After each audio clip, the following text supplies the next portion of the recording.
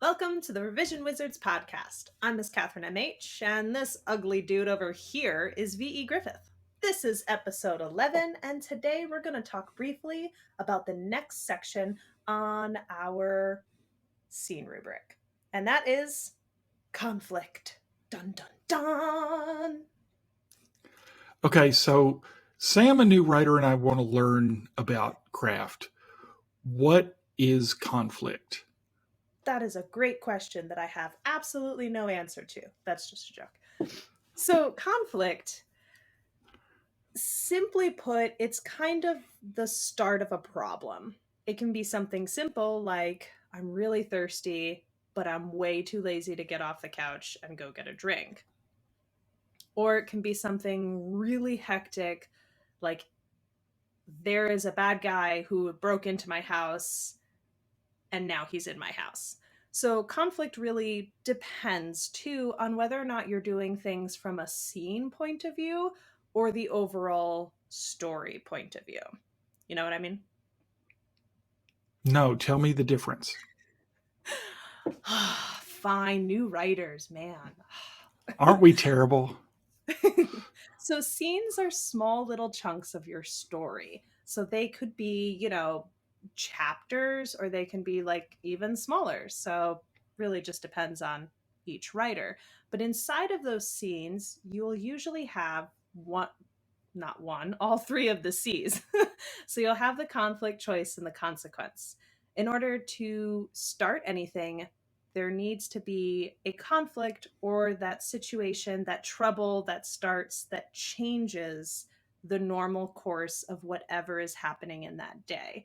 So if you're walking down the street and it starts to rain, bam, you've got a conflict. You're walking down a street, you're in the rain. So it can be something simple once again. But if we're looking at the overall of the story, your conflict is very important. This is going to be the reason you're writing the story. So that conflict can be that moment where the whole thing takes off. That's called the Inciting incident. those words. Thanks. Thanks, newbie. So the inciting incident is usually the start of that conflict. So it can be building, building, building, and then bam, the reader is hit with exactly what's going to be going on in that story. And the neat thing for me is that the inciting incident can be anything that starts your story. It can be, I have one where the inciting incident is the main character losing his job. It can be your character tripping over a murder scene. It can be getting into a fight. It can be a space explosion. It can be literally anything that knocks the characters out of their routine and into something different. Mm-hmm. Absolutely. I have for my space opera, the opening scene is the fact that my character is trying to overcome a fear of being in tight spaces, so claustrophobic, and he has to sit in a box in order to try to condition himself to be able to sit inside of a spaceship, because he's not going to be able to sit in a spaceship if he can't sit in a closed space.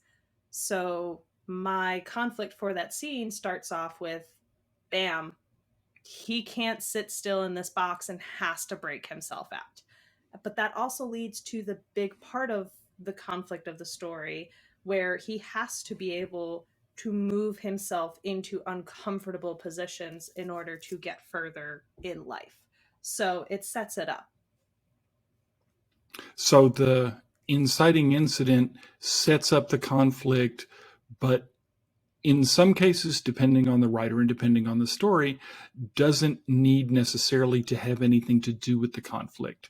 For example, in your steampunk, which I've read, or at least which I've read part of, the inciting incident is our heroine tripping over a murder, but the real conflict, at least in that scene, is interpersonal between her and the antagonist or between another character.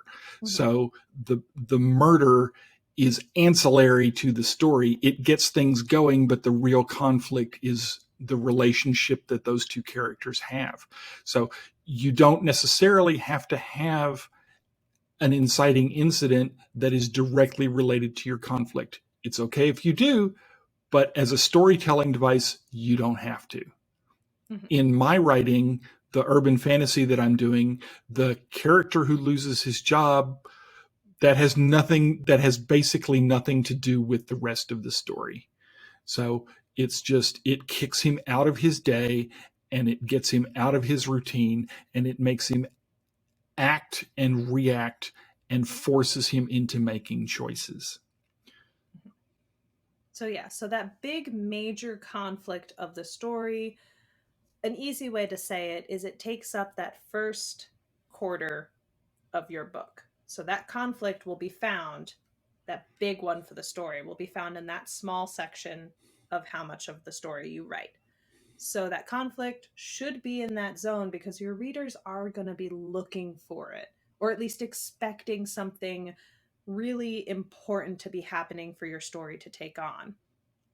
If you're taking over 100 and something pages to get to any kind of real big conflict that would propel your entire story forward, you might want to think about maybe you need to move up where you start your story. Because I've read a few where you're reading and you're like, why am I reading this? Eragon, great Yeah. example. First 80 to 100 pages could be absolutely cut out of the book.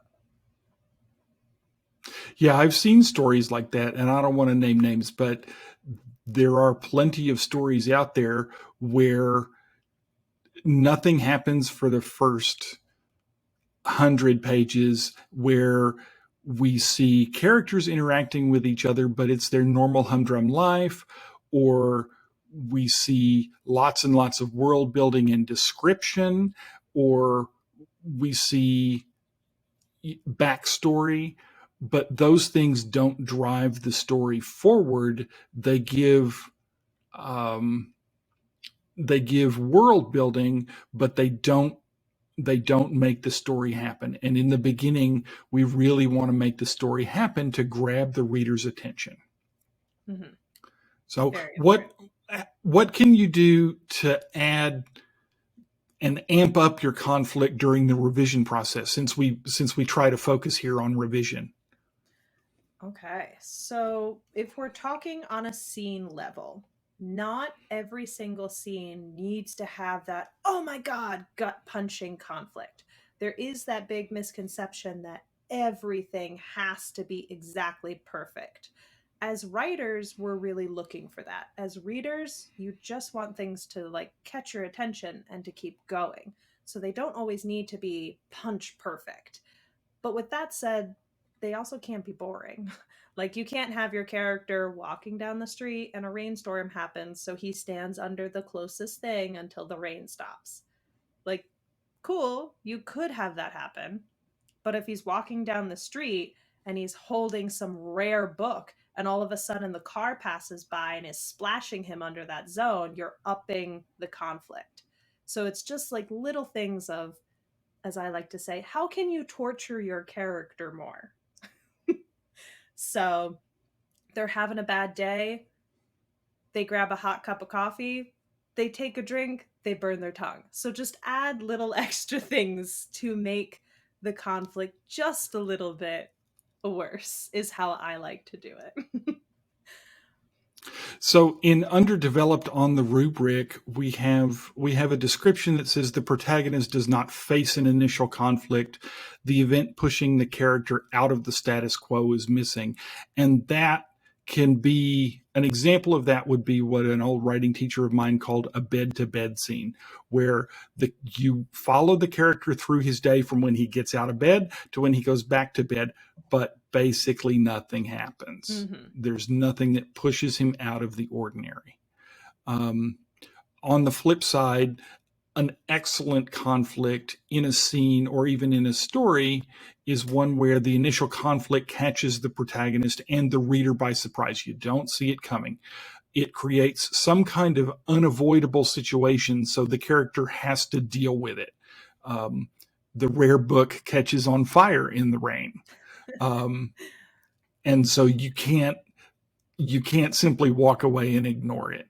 And it should logically set the stage for the character's choice later in the story or later in the scene. Does he dunk the burning book into water, which will damage the book but maybe save the information in it?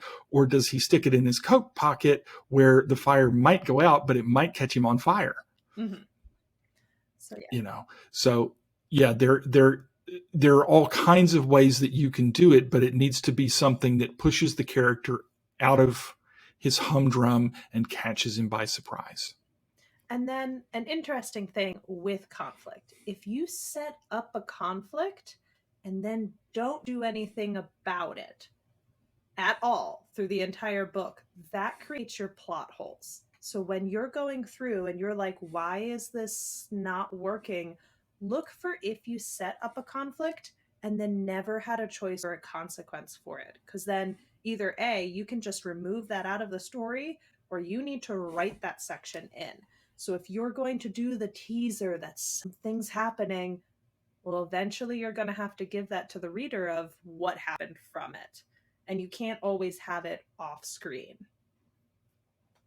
or off the page. The favorite example from plenty of writing is Chekhov's gun. If you see the gun in Act 1, somebody's going to get shot in Act 3. And if you have the gun there and nothing happens, that's a problem. Mm-hmm. And that's something that readers are going to notice, and they're going to be dissatisfied with, because for them the story is not going to work, even if they can't put their finger on why. Your average reader is not going to go, oh, that's Chekhov's gun, and we don't, nothing happens with it. They're going to go, the story didn't work. There was too much unresolved. Didn't like it. So you want to, but it's a fine balance. You want to keep your story moving, keep enough questions open in the reader's mind so that they continue reading the story or reading the series if that's what you're writing. But you want to close enough of your story every act or every book so that the reader feels satisfied that things happened and they got resolved. I remember reading, maybe it was book 10 out of Wheel of Time. Maybe it was book 11. I don't remember. And I got really, really angry because there were 4 or 5 major character threads that were going on all at once, and I was having to keep track of all of this stuff. And at the end of the book, Jordan opened another thread, but there was no resolution to any of the other things that were going on in the book. And it just really frustrated me because it was like, oh my God, we've left all of these open loops. And I understand, having read the rest of the story, sort of why that was necessary. But in the moment when it's going to be 2 years before I get another installment, I was left upset and unsatisfied. And I thought about, why am I reading this when I don't get any kind of satisfaction? So if you're going to have a conflict, you need to find some way to resolve it over the course of your scene, over the course of your act, over the course of your story. Mm-hmm. And another way to also help with that is to do the Band-Aid. So they know that conflict's there. They can't quite do anything yet, so they keep trying to just put a little Band-Aid on, put some duct tape over that so it's not spraying water all over from like a pool. Like, you just try to fix a small piece, they'll get back to it. So like this way the reader knows that that's still looming. They're still there in the mind, but they can't do anything yet because they don't have anything to do. So you can do those little hints, those are little foreshadows, the little conversations of, man, I wish I had time to focus on this. So this way your readers will still know that, okay, they're not just leaving me hanging. They weren't just throwing that weird stuff in there just because. There's a point to it. Yeah, that keeps the reader's attention focused. And in some ways, it keeps the writer's attention focused so that you remember to close these loops and get these things done. Because, leaving readers unsatisfied is the last thing that we want to do. Intentionally. No. Well, unless we're doing it intentionally and setting up a conflict for the next book that we want them to buy. Mm-hmm. Yeah. So, yeah. But like I said, but even then,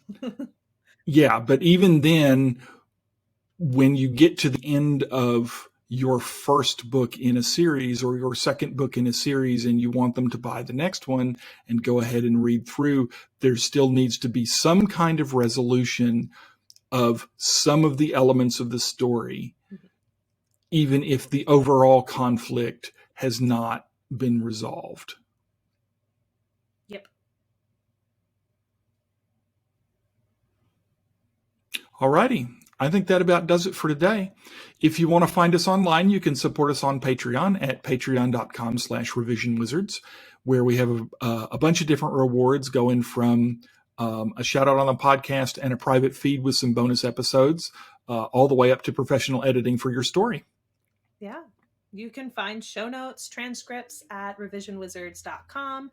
And if you want to reach out to me individually, you can find me at scribes-pen.com. And you can find me individually at vegriffith.com. Thanks for listening, and we'll see you next time. Stay magical.